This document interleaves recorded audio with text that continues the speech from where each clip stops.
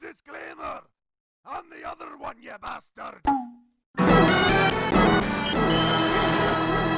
Nostalgia affects everyone, regardless of where you begun your journey within the Transformers franchise. The obvious example would be G1, and oh boy, the people in that community will make you know it. But we often forget that the G1 community is a vocal minority, and there are a vast amount of niches within the greater fandom. For me, that nostalgia is for Revenge of the Fallen. I mean, sure, my first exposure was the 07 movie, but that was just a DVD rental, and I only caught the tail end of that line, so not much collecting on my end was done for that particular movie. And yes, I was exposed to several of the other cartoons through Hasbro's website, so I did get a feel for G1. Hell, I own the 86 movie on VHS, signed by Paul Lighting. But Revenge of the Fallen was my first big screen experience with the franchise, and as flawed as it is, as awfully flawed as it is, I am still incredibly fond of it. And when you discuss the Revenge of the Fallen toy line, it's impossible to do so without at least mentioning its flagship figure. That's one toy that people still consider to be the flagship version of the character. And I think most people know who I'm talking about. Greetings, Cybertronians, I'm DrLockdown, and today's diagnosis pertains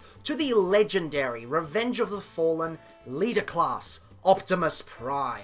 So, reviewing this figure is actually going to be kind of difficult, not in the sense that my nostalgia blinds me to a lot of the faults, because even if I like or dislike a figure, I can always acknowledge the good and the bad, separate from my personal feelings. No, it's because this is a special case. This Optimus Prime was way ahead of its time, and this puts it in a somewhat odd position. It's so good that it might as well be compared to modern figures, transcending its 2009 origins. However, in doing so, there remain a few oddities that make such comparisons unfair. To take a 2009 perspective is unfair because all the negatives, as important as they are, become null and void, but to take it from a 2021 is just as much as the complaints overtake the figure, and he seems almost dated in some aspects. It's confusing, but I'm going to do my best to find a balance between the two. Anyway, in vehicle mode, yep, they definitely nailed the truck. This is to be expected though, given that after the immense success of the first film, car companies really wanted a piece of that bay pie, and as such many designs prioritized vehicle mode accuracy to appease said companies. This practice continues to this day as far as movie toys are concerned, although recently they've eased up a bit in an effort to streamline transformations and deliver better robot mode sculpt work, a decision I am all for. There's a clear design philosophy change between the first movie leader and this second outing. Many of the modifications that were originally made to get it to transform are finally gone. Revenge of the Fallen was the point where the designers finally figured out that they needed a new approach to making these figures, a more panelly one. Despite his panelly nature, the vehicle mode is surprisingly clean. If I was a full-blown collector back in 2009, I would have half expected this to end up like classic Ironhide, but nope. The seam lines are done incredibly well, which for a design with this many moving parts is incredibly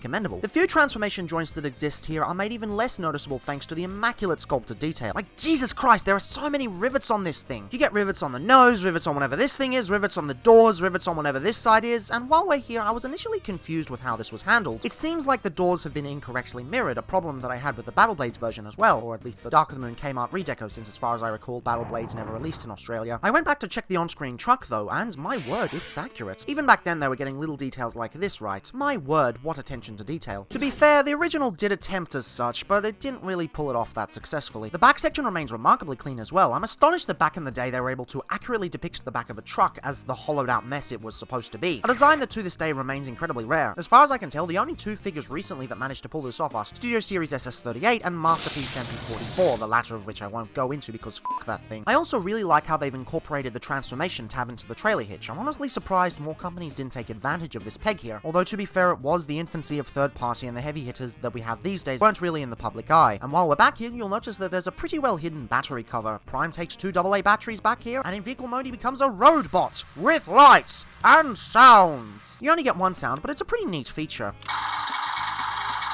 I do wish he had a switch to turn it off though, as it can get a little bit annoying at times. Also, side note, the battery cover is one of the few parts left over from my original childhood copy. The figure on the whole isn't actually the one I had as a kid because, well, having a 2-year-old sister isn't exactly the best thing for a childhood collection. But yeah, this is a junker that I repaired using my own parts. All that it needed was a battery cover and a side panel, both of which were still intact on my original copy. But anyway, moving on, the paintwork is exquisite. Practically every surface with flames looks gorgeous. It is slightly disappointing that they don't have the white trim, but for the price, it's definitely acceptable. Also, props to them for adding the gold fade. It really makes the figure look more premium than it actually is. And if the lack of trim really bothers you, there are plenty of Takara versions for you to choose from, some of which even have their DNA infused with the work of current Weijang designer speaking of, that's a story that'll get covered soon. It's also really cool how they added a bunch of silver to all the wheels, and you'll notice that the wheels are purposefully mismatched. Yes, I got that wrong in the Earthrise Optimus Prime review, yes, I'm sorry. Still, it's very nice that they haven't just painted them, but pinned them as well. These came from a time where clipped wheels weren't really a thing, and rolling was a very important aspect of any figure. Given that many figures these days still have issues with such, it's nice to see attention to detail like this from a time oft forgotten. Unfortunately, there are plenty of elements that have remained unpainted, which in itself wouldn't be a problem provided they didn't use the dreaded Games Workshop grey. And moving on to the flaws, ladies and gentlemen, Games Workshop grey. I don't think I've ever explained this terminology on the channel, so permit me a few seconds to do so. Popularized by the amazing internet personality Vangelis, Games Workshop grey is a specific type of grey that looks especially unpainted. Oddly enough, it's not actually the type of grey Games Workshop uses these days, but it's generally used to refer to light grey that looks especially unpainted. There's a very thin line between stone grey and Games Workshop grey, and sadly Revenge of the Fallen Optimus squarely goes beyond it. In some cases it looks fine, like these,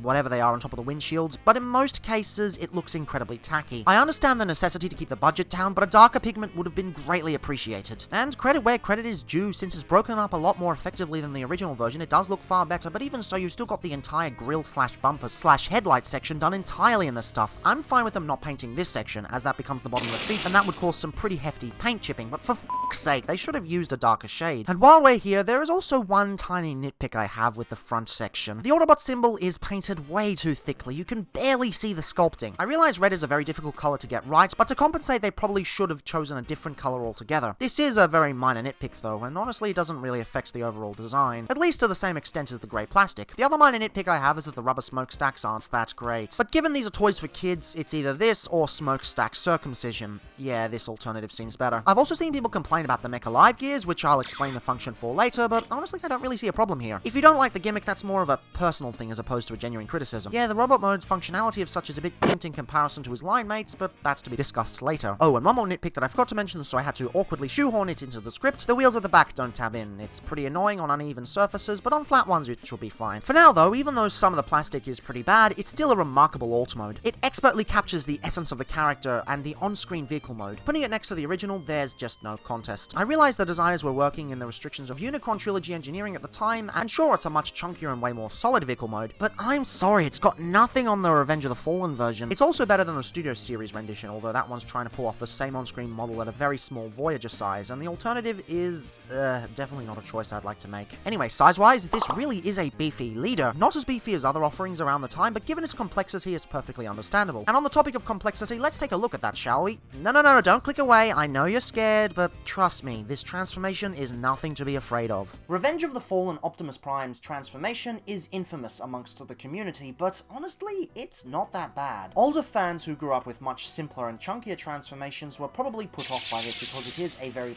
panel-y design ideology. It was very different at the time, and even now we have moved away from it, but even so, it's not that difficult. A lot of steps does not equate to difficult. There aren't really any tolerance or clearance issues you have to deal with. It's very simple in that regard. The first thing you want to do is take these panels and open them up so that you get a bit more clearance here.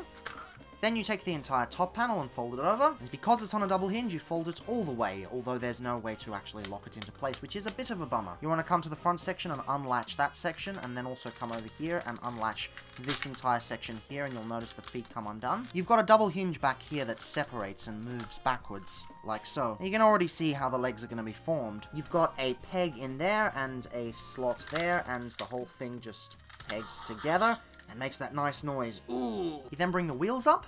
If you haven't already, you might as well separate the legs like so, and bring the legs down on these hefty ratchets. You want to come to the legs and you unhinge that from there so that that tabs out as well. And also you got a slot there and a peg there that untabs, and the whole thing accordions in on itself into the leg like so.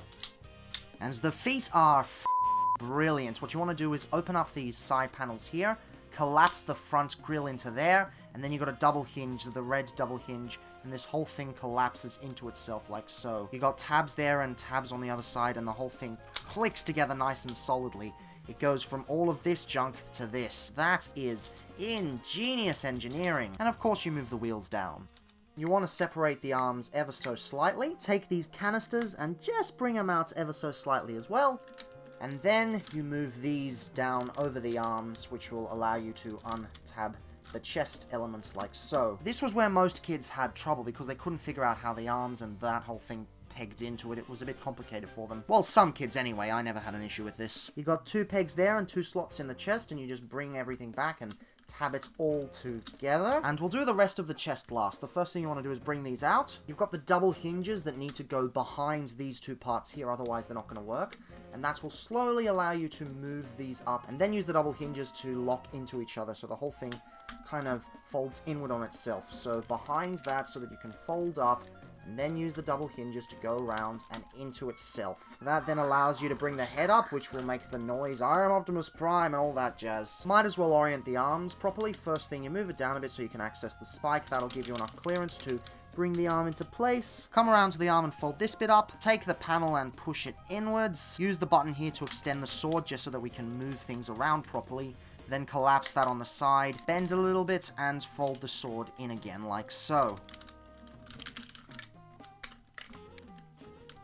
And now we can do the chest. What you want to do is open up these panels here, rotate them around a bit, and bring the whole chest section down. This bit's a bit confusing. You've got this tab there and this slot there, and what it does is it locks into place like so. It's a very, very frustrating system, but that's how they get in there. And it's all because of that Mecha-Live gimmick that I don't feel pays off perfectly, but ultimately it's what the designers chose to do, so it is what it is. And now, finally, we can do the backpack. Grab this, rotate it around, and you'll notice there's a slot there. That pegs into the slot there. Now rotate these inwards a little bit. Keep the canisters rotated outwards for now. Slide this joint out. Rotate it a little bit, and that'll give you enough clearance to move this inward. Then you've got a tab there and a slot there, and the whole thing pegs right together. And make sure this is all the way pegged in there. Last but not least, something that I never figured out as a kid, you take these sections, you untab them, and you fold them in on each other like so. Then you've got 2 pegs there, and these rotate around and up onto them, and that's how they keep the whole backpack in place, although it's not the best connection. This is 2 weeks in a row I've been an idiot. This time you also have to push the wheel in like so for the transformation. What the f*** am I doing? Why do I keep missing steps and having to go back and add them in later? Ah! And last but not least, you fold these up and kind of angle them however you like. And that's Optimus Prime for you. He's not difficult. Granted, because of his size, he's a bit difficult to show on camera, but in person it's a pretty simple transformation. It's overblown because it was a different design philosophy that people saw at the time, but nowadays I don't think anyone would have any issues with it. Especially when G1 is pulling this shit in the Masterpiece line and everyone's just giving it a pass. And this is actually more elegant than those, which is kind of ironic. There's a reason that even to this day, Revenge of the Fallen Optimus Prime is held in such high regard. As far as his looks are concerned, this is pretty much perfect for the price point. Yes, sacrifices have been made, but these are all slight visual sacrifices, not engineering ones. Everything is in the right spot, the kibble is minimal. This looks and feels like the Prime from the movie, the one we all know and love. Face stealing and all. There are basically no problems in the visual department. None at all. The head sculpt is truly divine. It's probably one of the best likenesses I've seen from the film on any toy, and yes, that includes the movie Masterpiece version, or the upscaled one I have. But that's another story for another time. Another painful story. The eyes are unfortunately a little bit dead, but this is in relation to his gimmick. On the chest, he has a little flap that you can pull down to activate some all new light and sound. It's pretty commendable that it's such a low area it doesn't look as phallic as some other examples I've discussed on this channel. It's a pretty goddamn cool effect too. Yeah, Peter Cullen's voice! The green light-up effect works amazingly for the eyes, and sure, I know it's pretty hypocritical to praise this but criticize its use on the newer Masterpiece version, but at least they engineered it properly into the torso without being forced to overcomplicate the engineering and charging the price of a PlayStation 5, which may or may not be a Decepticon. Although I will say, I'm a bit disappointed in the choice of red lights for the torso. I would have preferred a green similar to the eyes, or maybe a yellow similar to the original 2007 Optimus. Ah, well, as is the case with most lights and sounds gimmicks, it's easily ignored. Most of them anyway. Now, while we're here, you'll notice that the chest is all geared up. Well, this is in relation to a somewhat underutilized line-wide gimmick referred to as Mecha-Live. Or at least I thought it was underutilized until I realized it referred to literally anything and everything that could be classified as extra engineering. Like, see this extra hose that flips out on side swipe? Yeah, here's the Dark of the Moon version, not the Revenge of the Fallen version, but the same figure, you get it. This counts as Mecha-Live. Okay? Anyway, I think the intention here was to have the gears move as he flexes his chest muscles. It doesn't really work that well, though, but I'm appreciative of the fact that these gears give his chest just some extra design finesse. And it sure as hell ends up being better than the movie masterpiece version. I don't know who thought those chest panels were a good idea, even putting aside the wonky proportions. And my word, what an amazing chest design we have. It's a little wider than the on-screen counterpart, but oh boy does it work well. What surprises me is that all of the unpainted grey plastic gets enveloped, and therefore becomes completely lost within a shell of blues, reds, and blacks. It's almost as if the Games Workshop grey is the endoskeleton and everything else is armor. The end result is way more effective than I would have expected. I was fully prepared to hit the realization that my nostalgia made me more forgiving of the colors, but nope, they've done really well. Speaking of, all the paint that was present in the vehicle mode makes a comeback, mainly in the form of flames and such. You don't really get much in terms of new paint applications, aside from a bit of silver on the thighs and shoulder spikes, and a smidge of bronze on the torso. But when you have this much detail anyway, it doesn't really matter. This is one of the benefits of having such a low faux parts count. I by no means hate faux parts, in fact I actually prefer what they did with Studio Series 44 in terms of playability and conversion, but there's no designing that this figure is basically all real. What you see is what you get, and he's all the better for it. One thing that really surprised me was the legs. Yes, the foot transformation was already genius, but the rest is surprisingly kibble-free. I seem to recall that the prototype had a much more complex leg transformation scheme that made it look even cleaner, but after poking around the interweb I've yet to find any evidence of such. Maybe it's my mind playing tricks on me. Either way, what we have here is still remarkable. Despite being the entire side of the truck juxtaposed against the movie mechanical detail, it manages to blend in pretty goddamn well. I kinda wish they allowed the wheels to rotate on an axis closer to the front, but given the nature of the pinned wheels, I don't think such an option was possible at the price point. And sure, the wheels aren't technically in the right spot, but they get the job done. And my word, look at that backpack! It's by no means as clean as a whistle, but it definitely gets pretty close. Again, it's far from accurate, but you know what? Accuracy. This, at the very least, is easy to convert and still looks pretty damn cool. It's a testament to how well this figure is engineered.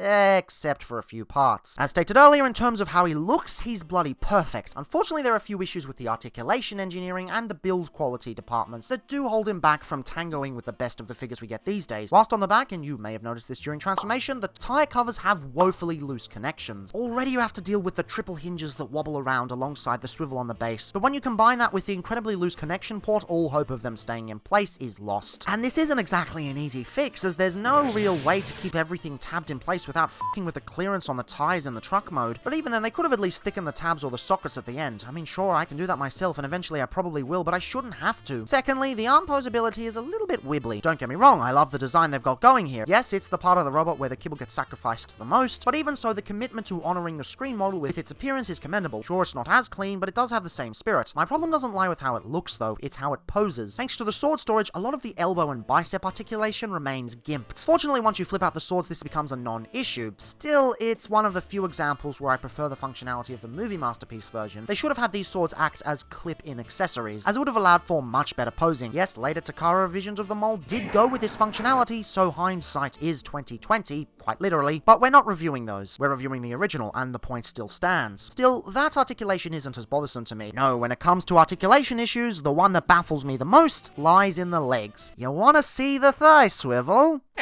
What the actual f***?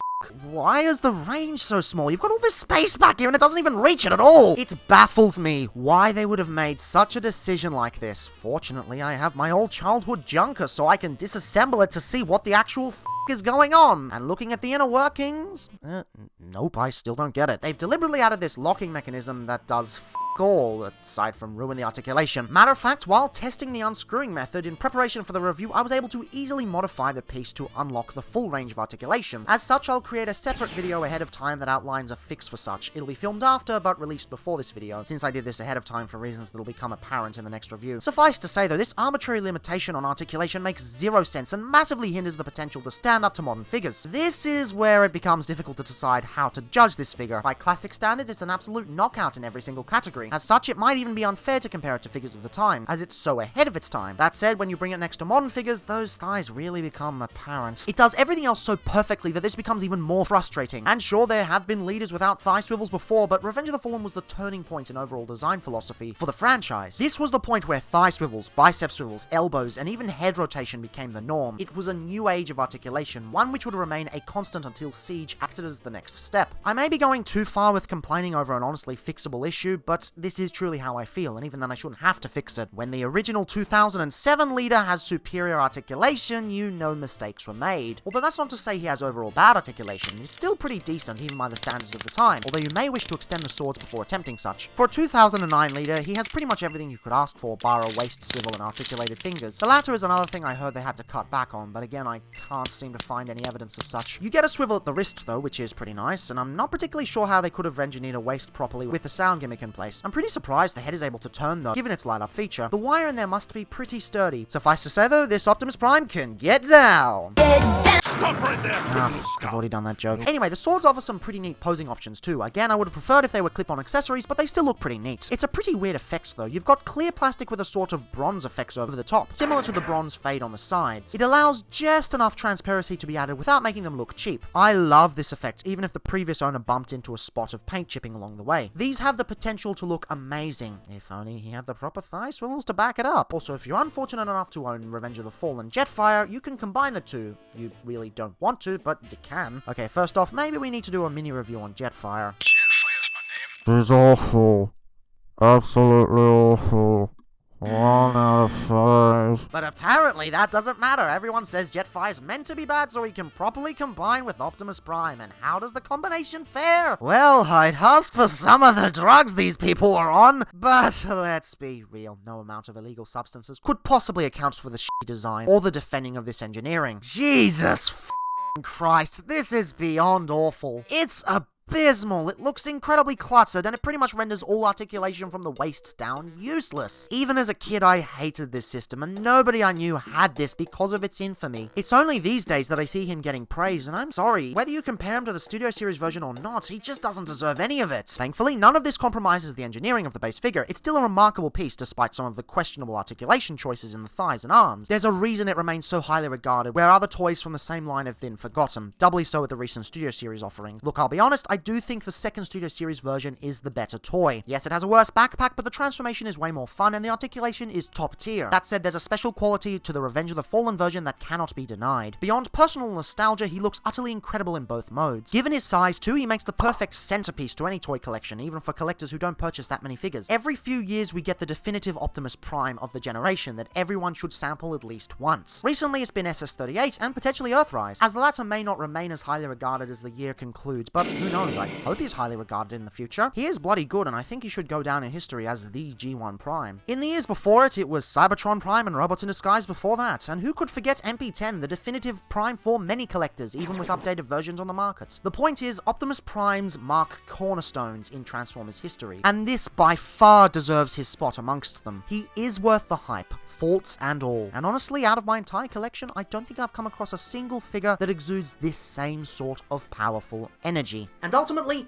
that is what puts us over the edge to the perfect score for me. Like many occasions, I had issues determining which score this figure would receive, but the moment I put finger to keyboard, it was oh so clear. By today's standards, it may not be perfect, but even ignoring the 2009 context, it is oh so close to being. This is a true masterpiece of Hasbro and Takara engineering, which is ironic, because there's a reason I chose to review this now of all times. You may notice it's November, which means it's been almost 5 years since I started this channel. And as such, I think next week we have a bittersweet way of celebrating such. It's the end of an era, and this particular video is but a prelude. So, see you next week, and I'll see you all for some pain.